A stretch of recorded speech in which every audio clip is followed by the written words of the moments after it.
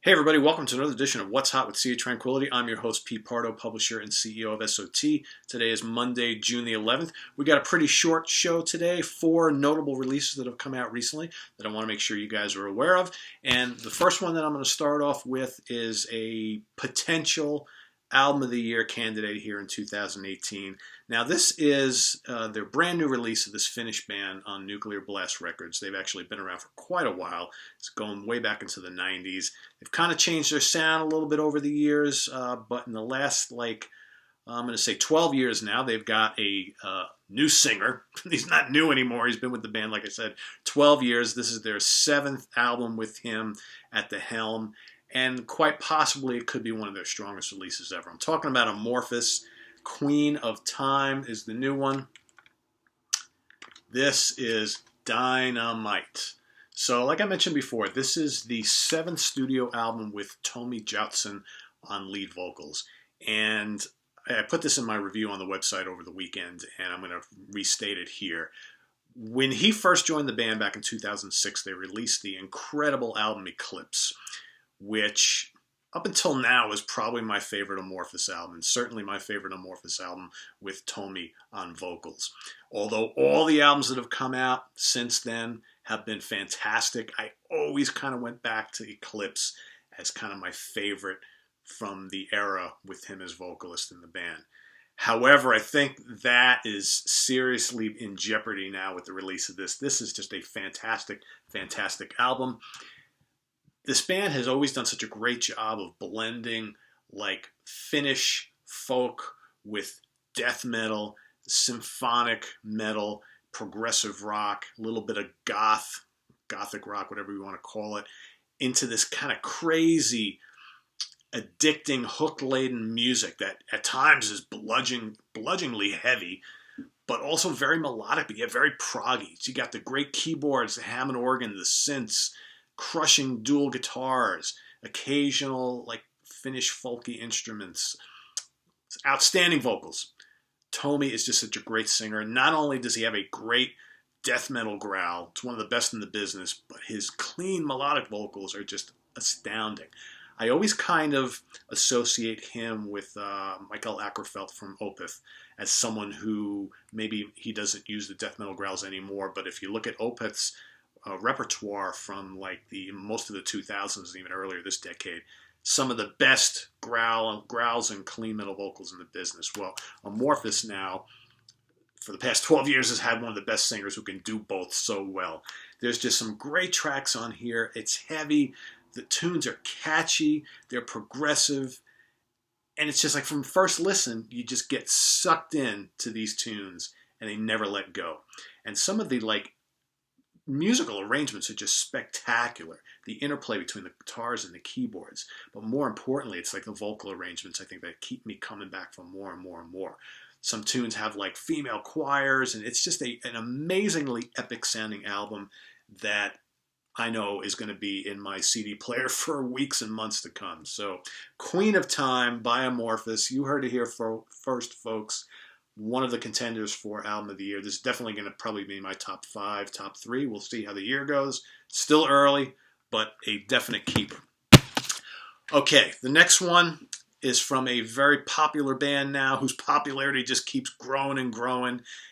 And all the kind of behind-the-scenes mystery surrounding the band is kind of slowly starting to seep away. I'm talking about Sweden's Ghost.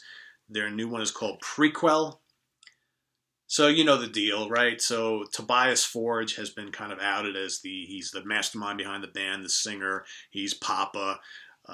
He's basically, you go on YouTube or on do a Google search and you can find pictures of him without the makeup and the mask and all that kind of stuff. Whatever. But also he was basically treating his bandmates like a revolving cast of characters, and members of his band who are no longer in the group, have actually sued him. So there's been a lot of litigation going on, so on and so forth. But he basically, what Tobias does almost like every other year, he retires one of the vocal characters that he's playing. So one of the different papas, and now he's a cardinal, whatever. usually the music of Ghost kind of rises above all this ridiculous imagery that the band is always doing. This is their fourth full-length studio release. It comes on the heels of an EP they released last year, which had that spectacular Square Hammer song, which kind of took the world by storm. Before you know it, they're out opening up for Iron Maiden, and things are looking, real good for Ghost. They had that Meliora album, which came out a couple years ago, which was fantastic, a favorite of many. So this is the follow-up to that.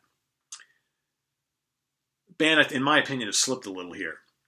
Although there's some real quality on here. There's some really, really good stuff on here. Rats and Faith. There's an opening instrumental interlude first, but Rats and Faith kind of bust out of the gate. A great 1-2 punch on this album. Really good tunes. Rats is just like, if you like Square Hammer, you're going to love Rats. It's heavy. It's catchy as all hell. It's typical Ghost with those real melodic, catchy choruses that remind a little of some of Blue Oyster Cult's more kind of commercial tunes from the 80s, right? Vocal style kind of similar. A lot of prog on this album. So there's a couple instrumentals, like lengthy instrumentals. One is very good, actually, Miasma. A couple like kind of dancey pop tunes, almost like Ghost trying to be ABBA a little bit. The prog stuff is good, but I just don't know how many longtime Ghost fans are going to want to hear Ghost trying to do Emerson, Lake and Palmer. They obviously got the chops for it. The keyboard player in the band is fantastic. Great guitar players. But do you want to hear 2-3 instrumentals on a Ghost album? Probably not, as well done as they are. Couple like piano-led, emotional, ballady type things, piano, vocal, occasional crescendo at the end. Nothing bad on here, okay? Nothing terrible. Probably 4, maybe 5, 2 great tunes, 2 or 3 very solid tunes, and the rest is kind of meh. So you be the judge. There's all sorts of different debates going on about this album. Some people love it to death, think it's their best ever, and there's a lot of people who hate it and says it's their worst ever. You be the judge. I'm kind of in the middle. I like this band. There's good material on here. There's also just some stuff that's kind of head scratchy. And it's not a very long album either. So, I don't know. Great cover. I love the cover art. Like I said, a couple really, really good tunes that make it all worthwhile. But you be the judge whether it's something that you want to subject yourself to. Okay, this next one is fantastic. This is another album of the year candidate right here. This is the return from a band who haven't put out a studio album in almost 20 years. They released a monumental Dope Smoker back in 1989. I'm talking about California's Sleep. This is The Sciences. And this is fantastic. This is what a stoner / doom album should sound like, folks. And here you have the meal that happens after a night of lots of pot smoking, I gather, right? All sorts of... how many of you have actually gone out after a night of partying or whatever and go to a diner and you have like this full, bacon, sausage, and eggs and toast and what have you? Anyway, I digress. But this is so good. This is so heavy. If you love like Black Sabbath's Master of Reality album, okay, take that to more epic proportions. 10 and 15 minute long songs. Tons of fuzz and wah-wah and just long, extended, brutally heavy guitar riffs and drumming and bass and great vocals. The vocals are awesome too, kind of like early Ozzy, maybe a little bit different, but sort of in that vein. Some great tunes on here. I mean, The Sciences. What do we else we got here? Marijuana's Theme. Sonic Titan is great. Giza Butler. Giza Butler. Get the connection. I don't need to go there. Antarcticans Thawed. That's a great tune. And then the last one is just Killer the Botanist. It's just a really awesome album. It's produced so perfectly for an album like this. The riffs are massive, dudes. Massive, massive. So, as you can tell, I love this album because I'm a big Doom and Stoner fan. And I love Dope Smoker. And I love this. So, if you're a Doom fan, if you're a Stoner fan, and you want to listen to probably the heaviest album that's going to come out this year, get your hands on this fucking masterpiece today. You heard it here first. And there's plenty of psych on here, too, as well. That's the kind of cool thing. Some trippy things going on here as well. So, Stoner, Doom, Psych. It's a must. Okay, my last new release for the day. This came out in April, actually. I'm just getting a hold of this now. This is Family Tree by Kentucky's Blackstone Cherry. A very solid band. I believe this is their 6th studio album. Basically, these guys are kind of like a modern Southern rock band. Maybe a little heavier. Their early material is actually pretty heavy for a Southern rock style band. They have now, over the last couple of releases, gone more into like a modern Lynyrd Skynyrd or a little bit to Allman Brothers, that sort of thing. Very, very accessible vocals, Southern rock style vocals, cool guitar riffs, lots of jamming, tasty guitar solos, a lot of hooks. This band always was really good at crafting a great tune. A lot of really good tunes on here, memorable. And, in a perfect world, I think this band would be absolutely huge. I just saw them open up for Government Mule. They were fantastic. But I think that this band, based on their material, how hard they work, I wish the musical climate was a little bit gentler to a band like this, because I think these guys would be like million-selling albums, sold out headlining tours. Their music is very, very accessible. And I think, I'm going to go out on a limb here, I really think that some of these modern country fans, and let's face it, a lot of these modern country bands are basically Southern rock bands. Okay, they take that kind of country swagger and the look and everything like that, but they got cranking guitars and things like that. So I think these guys are not that far removed from that. So if you're someone who is into like Florida Georgia Line and Zac Brown Band and what have you, kick up the guitars a little bit, and that's what you get here. A little bit more of a rock and hard rock attitude. Very, very good stuff. Fine musicians, great vocals, really good vocals, catchy tunes, but it rocks damn hard. Blackstone Cherry, Family Tree, a winner. All right, so forgotten favorites. I pulled one out of the thrash pile here, an album that I've loved since I was 20-some-odd years old, right? And it's their 3rd album by this band. They're from San Francisco. They're one of the big, they're obviously not part of the Big Four, but they're right on the outskirts of that. I always consider them like maybe number 5 or 6. They're right there. I'm talking about Exodus, Fabulous Disaster from 1989. Their 3rd album, 2nd with Steve Zetro Suiza on vocals. Very underrated album. I was into this big time when it first came out. I used to spend lots of time in the mosh pits going to see Exodus when they would sing any songs of this album or any of their first 2 either.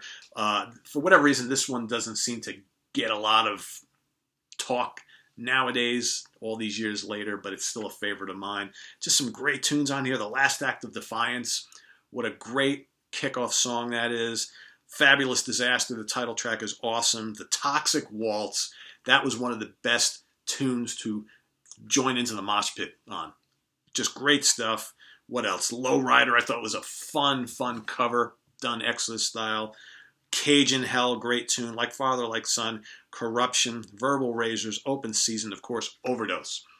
Just a really cool, fun thrash album. Exodus wasn't taking themselves too seriously back then, but their music was just so infectious, full of razor-sharp guitars and crazy leads, insane double bass drumming, and of course the wild vocals of Mr. Zetro himself. So 1989's Fabulous Disaster by Exodus is our forgotten favorite of the day.